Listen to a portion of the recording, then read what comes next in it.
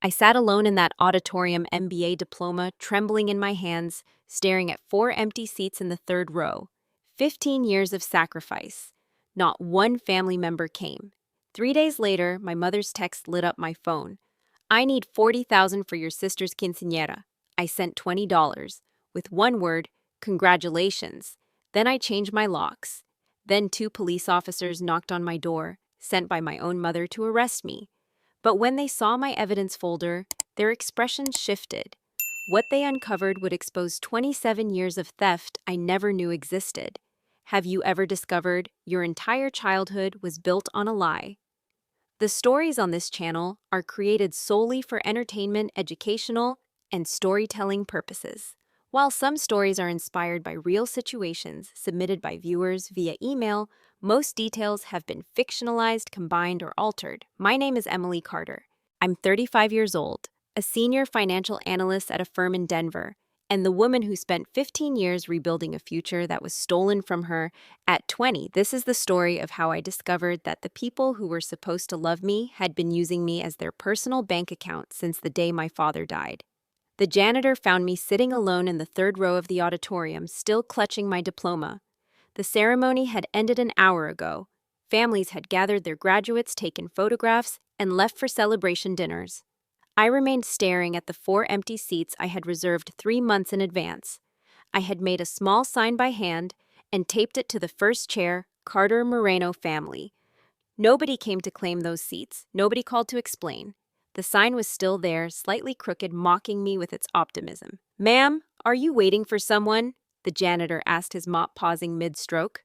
I folded the sign carefully and tucked it into my purse. Not anymore. I kept the sign because I had learned long ago to keep everything. Receipts, text messages, bank statements, evidence. When you grow up as the invisible child in a family that only sees you when they need something, you learn that documentation is the only thing that protects you. The weight of that empty auditorium pulled me backward into memory. I was 20 years old again, sitting at my mother's kitchen table, my sophomore year textbooks stacked beside me. Linda had called a family meeting. Richard, my stepfather, sat across from me with his head down. My mother's hand rested on her stomach. "The baby is coming," Linda announced. "After all those years of trying, all that money we spent on IVF, God finally blessed us. But Richard lost his job last week. The medical bills are piling up. You're the only one who can help us now, Emily. Family comes first." I remember asking about my father's life insurance money. $150,000 he had left specifically for my education. I was 8 when he died, but I remembered him telling me, "This is for your future, sweetheart. Promise me you'll go to college." Linda's face transformed into something cold and unfamiliar. "That money paid for the IVF treatments. That money is giving you a sister. Your father would have wanted this family to grow. Are you really so selfish that you would deny your sister the chance to exist?" I dropped out of college the following week. I got a full-time job at a call center. I sent money home every month for the next 10 years. I never asked about the insurance money again. 5 years ago, Linda called me sobbing. Richard's business ventures had failed. They were facing eviction. I had saved $80,000 by then, working while my former classmates built careers and families. I used my savings as a down payment on a house for them. Because their credit was ruined, the house went in my name. Linda promised to make monthly mortgage payments. In 5 years, I received exactly $0. I paid every payment myself. 2 weeks before graduation, a strange bank statement arrived. "Your home equity account statement." I set it aside because finals consumed every waking hour. I assumed it was some administrative error. That evening, I finally reached my mother by phone. Her voice was casual, almost cheerful. "Oh, the graduation was today. We've been so busy planning Sophia's quinceañera. You know how 15-year-olds are. Everything has to be perfect." She paused, then added, "By the way, we need to discuss something important. It's about the house, but it can wait." She hung up before I could respond. That night, my phone buzzed with a text from an unknown number. "Congratulations on your graduation. Your father would be so proud. I've wanted to tell you something for 27 years. Please call me, Aunt Margaret." I stared at the screen. Linda had always told me Aunt Margaret wanted nothing to do with our family. That night, I learned the difference between being forgotten and being deliberately erased. But I had no idea that my mother's casual mention of the house was a warning sign. 3 days later, I would discover that my family hadn't just ignored my graduation, they had been stealing from me for years, and they were about to ask for more. 3 days passed before my mother made her move. I was sitting in a quarterly review meeting at work presenting budget projections to senior management when my phone buzzed against the conference table. I glanced down and saw Linda's name on the screen. My stomach tightened, but I silenced the notification and continued my presentation. When the meeting ended, I excused myself to the restroom and finally read her message. We need $40,000 for Sofia's quinceañera. This is her only chance at a proper celebration. She deserves this. Transfer by Friday. No greeting. No congratulations on completing my MBA after 15 years of struggle. No apology for missing my graduation. No acknowledgement that I existed as anything other than a source of money. Just a demand cold and transactional as if she were placing an order from a catalog. I stood in that bathroom stall, reading the message over and over, feeling something shift inside me. I had attended quinceañeras before. I had helped plan them for coworkers' daughters. I knew exactly what they cost. A modest celebration ran about $5,000, an elaborate one with a live band custom dress and catered dinner might reach $15,000 or even $20,000. But $40,000 was absurd. That wasn't a quinceañera budget. That was something else entirely. My financial analyst training kicked in automatically. When the numbers don't make sense, there's always a reason. Something was very wrong, and my mother's desperate demand was the first clue. That night, I called Maria, my childhood friend, who still lived in our hometown in Texas. We had known each other since elementary school, and she had watched from a distance as my family slowly consumed everything I earned. Maria hesitated when I asked about Richard and Linda. I could hear reluctance in her voice, the awkward pause of someone who knows too much and doesn't want to be the messenger. Everyone's been talking Emily, she finally said. Richard's gambling has gotten really bad, like scary bad. He owes money to some dangerous people, the kind who don't send polite collection letters. I pressed her for more. Maria sighed heavily, and I heard her close a door for privacy. My cousin Daniela works as a teller at First National Bank. She told me off the record that your mom came in a few weeks ago looking completely panicked. Daniela couldn't hear everything because they moved to a private office, but she caught pieces of the conversation. Your mom kept saying my daughter and the house over and over. She looked like she had been crying. Daniela thought maybe you were sick or something terrible had happened. My blood ran cold. I thanked Maria and hung up, then walked straight to my home office. That bank statement I had set aside during finals, the one I assumed was some kind of administrative error, was still sitting in my pile of unopened mail. I retrieved it with trembling hands and read every word carefully for the first time. The document showed a home equity line of credit against my property in Texas. $50,000 borrowed against the house I owned. Monthly payments had been made for nearly 2 years, then stopped 3 months ago. The account was delinquent. Late fees had accumulated. The bank was preparing to take action. I never applied for that loan. I never signed any documents. I never authorized anyone to borrow money against my house. The next morning, I called the bank's fraud department before I even made coffee. A representative named Patricia took my call and listened patiently as I explained that I had never applied for a home equity loan. She asked for my social security number, date of birth, and property address to pull up the account records. I waited while her keyboard clicked on the other end of the line. Ma'am, I have the application summary here, Patricia said carefully. The loan was notarized by a Marcus Webb in Houston. The signature on file matches the property owner's name. According to our records, everything was processed correctly. I told her I had never met anyone named Marcus Webb. I had never been to Houston for any loan signing. I had never signed any document authorizing this credit line. Patricia's voice changed, becoming more serious.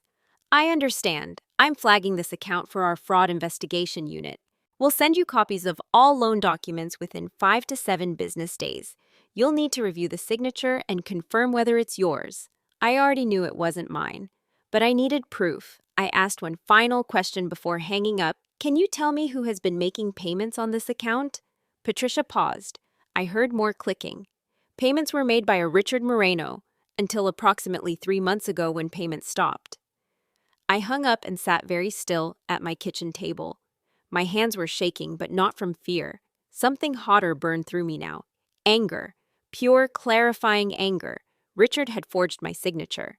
Someone named Marcus Webb had notarized that forgery certifying that I had appeared before him in person when I had never laid eyes on the man.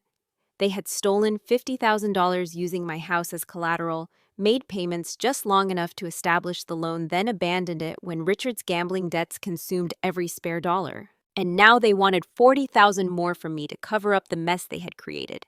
I did not call my mother screaming. I did not confront Richard with accusations. I needed documentation first. I needed the forged signature in my hands. I needed evidence that would stand up in court, but I could not let their demand go unanswered either. They needed to understand that something had changed. I opened Venmo on my phone and sent my mother $20. In the memo line, I wrote, "Congratulations to Sofia on her quinceañera." Then I called a locksmith. 3 years earlier, during a brief period when I foolishly believed things might improve, I had given Linda a spare key to my Denver apartment for emergencies. She never visited, not once in 3 years, but I no longer trusted what my mother might do now that I had refused her demand. The locksmith arrived within 2 hours and changed every lock. I sent Linda a text message, "This is what I can contribute right now. I wish Sophia a beautiful celebration." The response came immediately. 5 missed calls in 10 minutes, 3 voicemails, each angrier than the last. Linda's voice escalated from disappointed to furious to threatening. Richard sent his own message, "You're tearing this family apart. Is this what your father would have wanted?" I did not respond to any of them. I simply documented everything, screenshotting each message and filing it in a folder on my laptop. Then a different message appeared, from Sophia's phone number, but clearly not written by Linda. "I didn't know they asked for that much. I don't even want a big party. I'm sorry about your graduation, Emily. I wish I could have come." The message disappeared within 2 minutes. Linda monitored Sophia's phone constantly, but I had already taken a screenshot. I saved it with the others. Evidence. For 1 week, there was silence. I thought maybe they had accepted my decision and moved on. I used that week to gather more evidence. The bank documents arrived on day 6. The forgery was obvious the moment I looked at it. My signature looked like a child had traced it from a photograph. The loops were too careful, the pressure too even. Anyone who knew my actual handwriting would see immediately that this was fake. I was preparing to file a formal fraud report when there was a knock at my door. I looked through the peephole and felt my heart stop. 2 police officers stood in my hallway. "Ma'am, we're here about a financial abuse complaint filed by your mother," the first officer said when I opened the door. "She's alleging that you stole $80,000 from her and have been holding family property hostage." My mother hadn't accepted my refusal. She had declared war. What she didn't know was that I had already found her ammunition neatly organized in a folder on my kitchen table, and I was about to turn every piece of it against her. The 2 officers introduced themselves as Officer Reyes and Officer Thompson. They were polite but serious, and I could see them scanning my apartment as they stood in the doorway. Officer Reyes explained the situation in a measured tone. My mother had filed a report with the police department in Texas, claiming that I had been financially manipulating her for years. According to Linda's statement, I had coerced her into co-signing a home equity loan, then stolen the $50,000 for my own personal use while refusing to help the family. Because the property was located in Texas and I lived in Colorado, the Texas authorities had forwarded the complaint to Denver police for initial contact. I felt the ground shift beneath my feet. My own mother had reported me to the police. She had painted me as a criminal, a thief who preyed on her own family. For one terrible moment, I felt like that 20-year-old girl again sitting at the kitchen table, while Linda explained why I needed to sacrifice my education for the good of everyone else. Then I took a deep breath and felt something solid settle in my chest. I had spent 15 years keeping records. Every text message, every money transfer, every broken promise. I had always known somewhere in the back of my mind that my mother would eventually try to destroy me. I just never knew exactly how she would do it. Now I did. And I was ready. "Officers, please come in," I said, stepping aside to let them enter. "I'd like to show you something. Would you mind waiting here for just a moment?"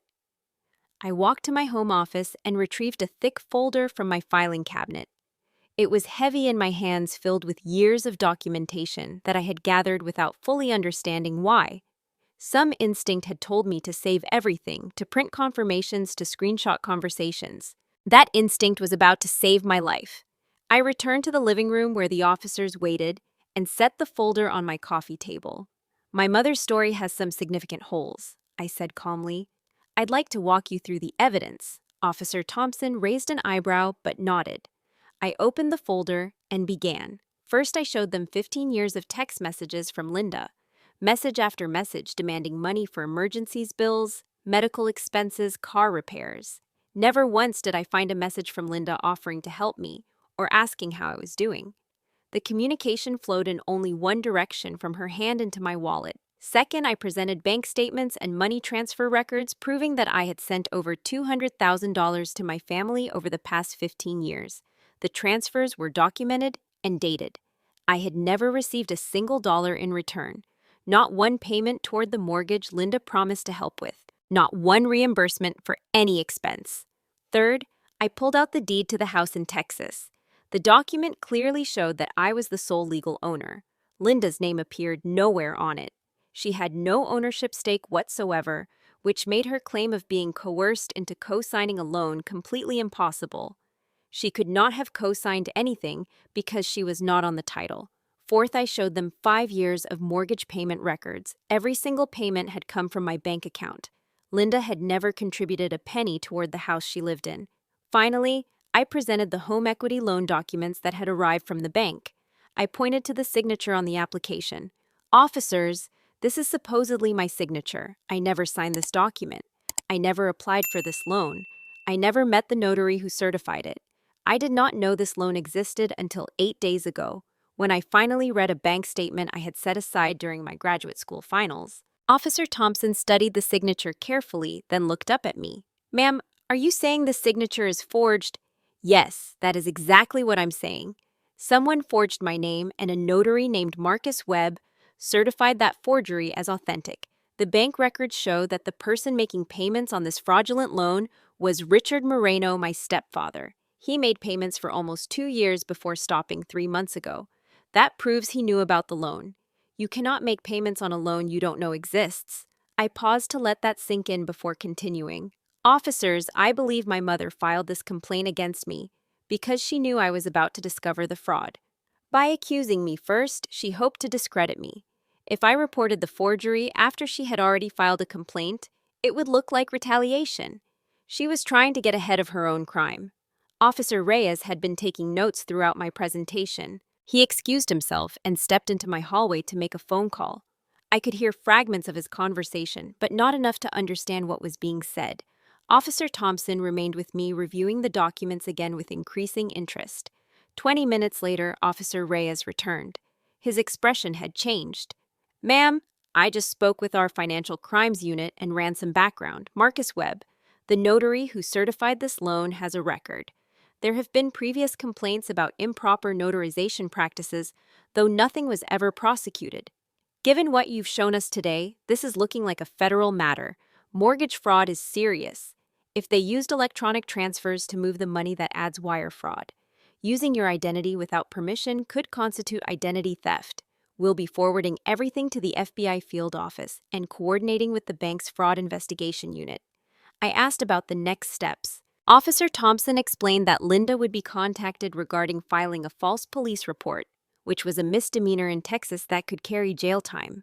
The mortgage fraud investigation would focus primarily on Richard, since his name was on the payment records, but if investigators could prove Linda had knowledge of the scheme, she could face conspiracy charges. What about the notary? I asked. Mr. Webb will definitely be investigated, Officer Thompson said.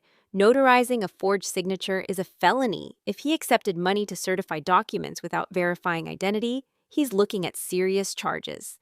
The officers gathered their notes and prepared to leave. At the door, Officer Reyes paused and turned back to me. Ma'am, in 20 years on the force, I've seen a lot of family situations. Divorces, custody battles, inheritance disputes. Most people don't keep records like you do. They come to us with stories but no proof. You were smart. Whatever made you save all of this, it might have just saved you from a lot of trouble. I thanked them both and closed the door. Then I leaned against it and let out a breath I felt like I had been holding for 15 years. For the first time in my life, I had proof of what I had always suspected deep down. My family had never seen me as a daughter. They had never seen me as someone to love or protect or celebrate. They saw me as a resource to be extracted a well that would never run dry. And when I finally said no, they tried to destroy me rather than lose access to what I could provide.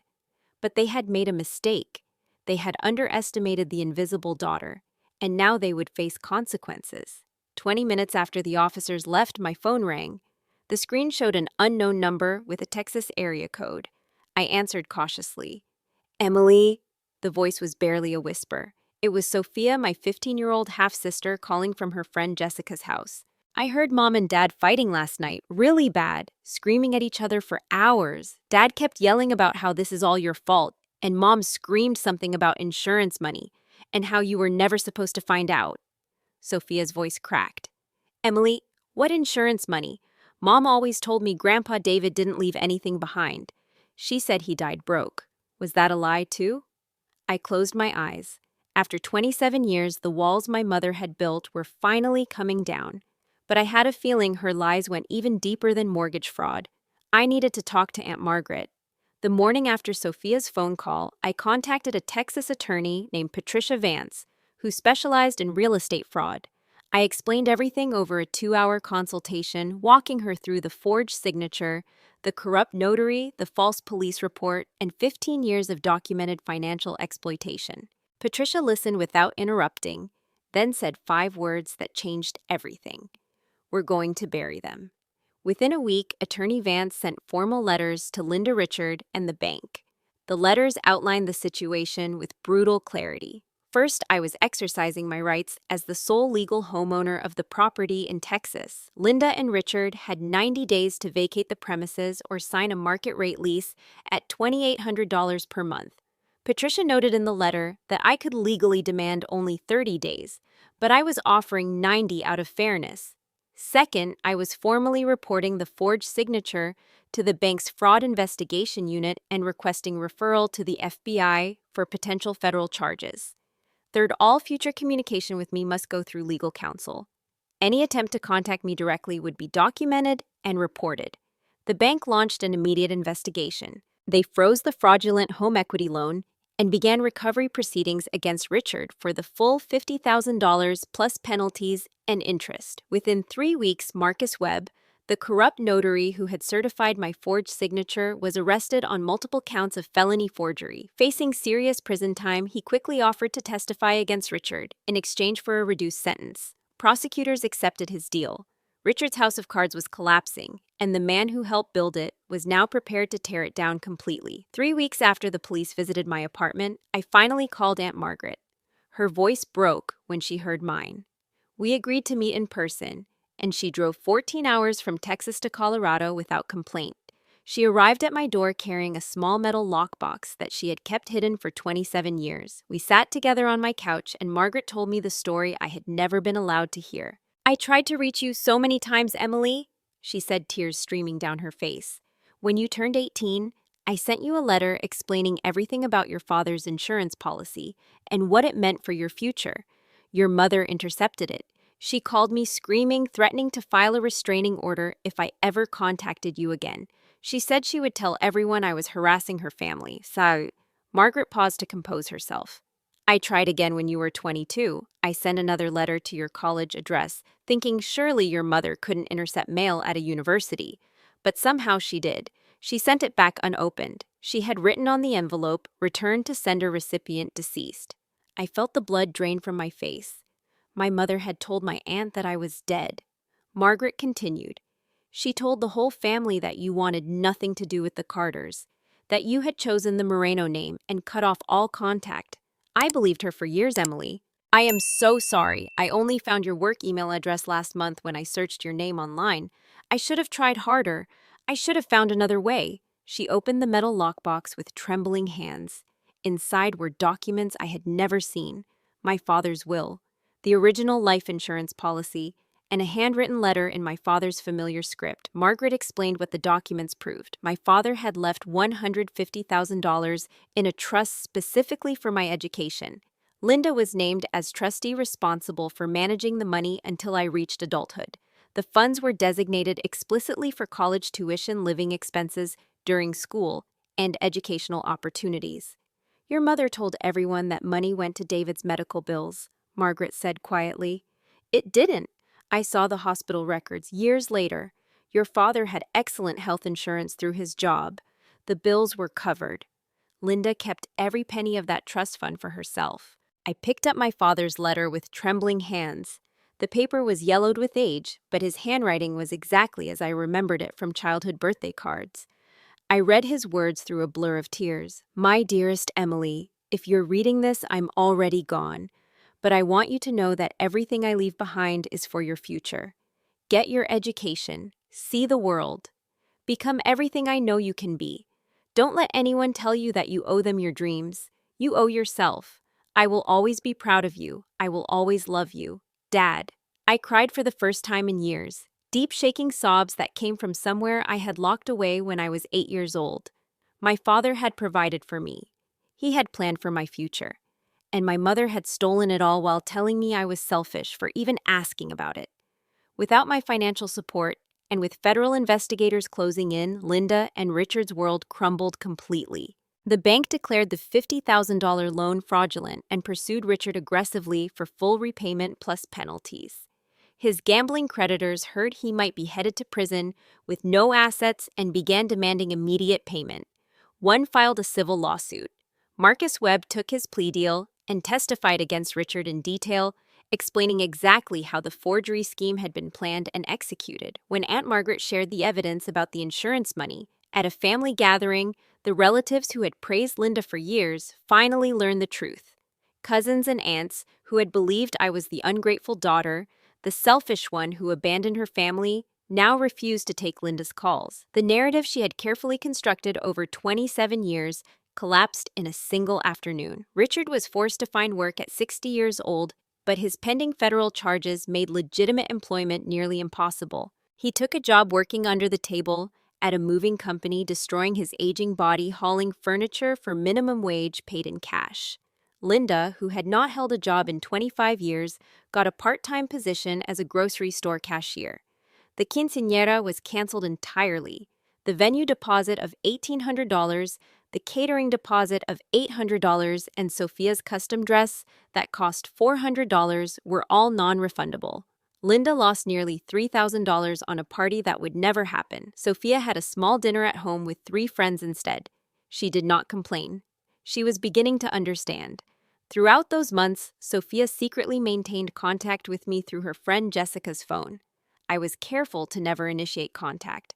I only responded when Sophia reached out first, and I saved every conversation in case Linda ever accused me of corrupting a minor. Over time, Sophia transformed. She stopped asking for expensive things and started researching college scholarships. One evening, she told me something that broke my heart. I heard Mom on the phone with Grandma last month. She called you the golden goose. She said she always planned to get you to sign over the house eventually. She was just waiting for the right moment. Sophia's voice grew determined. Emily, I don't want to be like her. I don't want to take from people. Can you teach me how to be like you instead? How to earn things for myself? I began quietly setting aside $100 every month in a separate savings account under Sophia's name at a bank Linda knew nothing about. When Sophia turned 18, I would give her access directly with one condition: the money could only be used for education or starting a business. The cycle of exploitation would end with her. 18 months after the police knocked on my door, I received 2 pieces of mail on the same day. The first was official, the federal sentencing memorandum for Richard Moreno. He had finally pled guilty. The second was handwritten in familiar script, my mother's handwriting. No return address, no lawyer's letterhead, just a plain envelope with my name on it, after everything she wanted to communicate directly. I held that envelope for a long time before opening it. Part of me, the part that still remembered being 8 years old and losing her father, hoped that maybe finally she was ready to say the words I had waited my whole life to hear. Richard Moreno stood before federal judge Patricia Coleman in the Houston Federal Courthouse on a gray Tuesday morning. He had pled guilty to 1 count of bank fraud and 1 count of conspiracy to commit wire fraud. His attorney argued for leniency, citing Richard's age of 60 years, his lack of prior criminal record, his gambling addiction, and the fact that he had already lost everything. The prosecutor countered with the truth. Richard had systematically defrauded his stepdaughter, forged her signature, bribed a notary, and shown no remorse throughout the investigation, when the bank's fraud unit revealed that Richard had also applied for 2 credit cards. In my name cards I never knew existed. Identity theft charges were added to the indictment. Judge Coleman delivered her sentence without hesitation: 14 months in federal prison, followed by 3 years of supervised release, full restitution of $50,000 plus interest to the bank, restitution of $8,400 to me for the fraudulent credit card charges, a felony record that would follow him for the rest of his life. Richard's attorney asked the judge to consider his client's age and declining health. Judge Coleman's response silenced the courtroom. Mr. Moreno had 60 years to learn the difference between right and wrong. He chose to victimize his own family member. The court has no sympathy. Marcus Webb, the corrupt notary, received 8 months in federal prison and permanent revocation of his notary commission. His career was over. His reputation was destroyed. The man who had sold his integrity for a gambling debt would spend the rest of his life explaining his criminal record to anyone who searched his name. Linda escaped fraud charges because her name appeared on none of the documents. Prosecutors could not prove she had direct knowledge of the forgery scheme, though everyone in that courtroom knew she was guilty, but she did not escape entirely. She was charged with filing a false police report in Texas and pled no contest to avoid a trial. Her sentence was a $2,500 fine, 18 months of probation, and 100 hours of community service. A misdemeanor record now followed the woman who had spent 27 years positioning herself as the victim. For Linda, the public humiliation was a punishment worse than prison. That same week, I finally opened my mother's letter. It was 5 pages long, filled with cramped handwriting that slanted downward as if even her penmanship was exhausted. Linda wrote about how hard her life had been, how much she had sacrificed after my father died, how she had been forced to make difficult decisions for the good of the whole family. She mentioned the insurance money exactly once. Your father would have understood. He always put family first. I used that money to keep us together, to give you a sister. You should be grateful Sophia exists. There was no apology for the fraud, no acknowledgement of the forged signature, no mention of the 15 years I spent sending money home while struggling to build my own life, no recognition of the graduation they chose to skip. The letter ended with words that told me everything I needed to know about who my mother truly was. I hope you can find it in your heart to forgive us and help us get back on our feet. Richard is in prison. I'm alone. Sophia needs things. We're still family, Emily. That has to mean something. Let's put this behind us and return to how things were before. I read those words twice. Then I understood completely. How things were before meant being the ATM again. The invisible daughter, the endless well of money and sacrifice that never ran dry. My mother was not sorry for what she had done. She was simply out of options. I placed the letter in a drawer with all the other evidence I had collected over the years. I did not reply. I would never reply. 2 years after my graduation, my life had transformed completely. I was promoted to senior manager at my firm, my MBA, and my reputation for integrity finally paying dividends. I bought a small condo in Denver with my own money, no other name on the deed. I started dating a software engineer named James who asked about my day and actually listened to my answers. He came from a healthy family and was slowly teaching me what normal relationships look like. I began therapy with a counselor who specialized in family estrangement. I learned that I was not broken. I had been raised by broken people and somehow still became whole. Linda and Richard's lives became unrecognizable. Richard served his 14 months at a minimum security federal facility. When he was released, he returned to a small apartment Linda had rented with money earned cleaning strangers' houses. The house I owned had been sold, the proceeds consumed by legal fees and restitution payments. Richard's felony record meant no legitimate employer would hire him.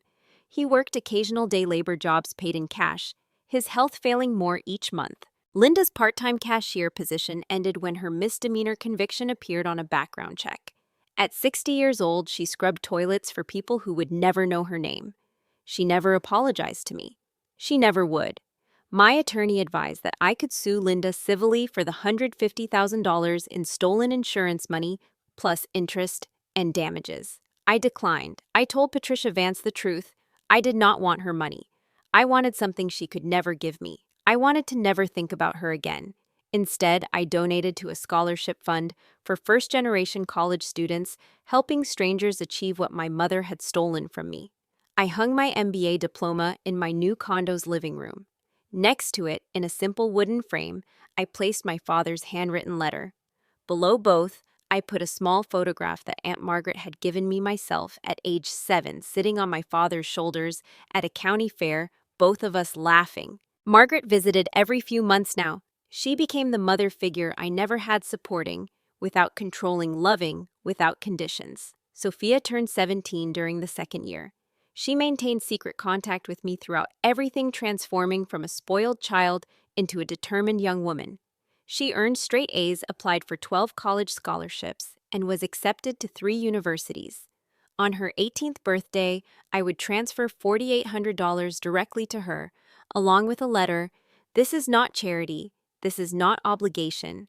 This is an investment in your future from someone who believes in you. Break the cycle.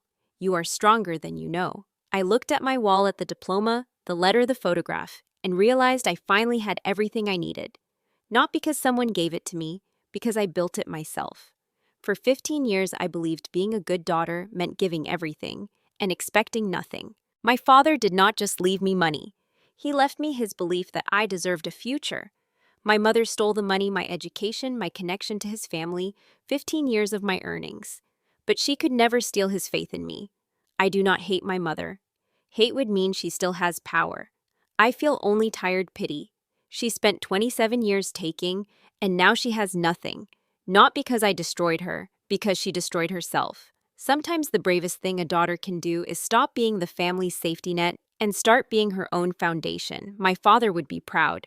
I know this because I finally am too. Emily's story teaches us something that too many people learn too late. Love should never be a transaction, and family should never be an excuse for exploitation.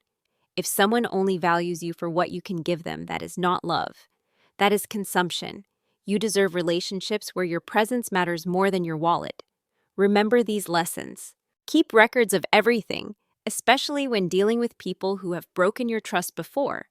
Learn to recognize when guilt is being used as a weapon against you. Understand that setting boundaries is not selfish, it is survival.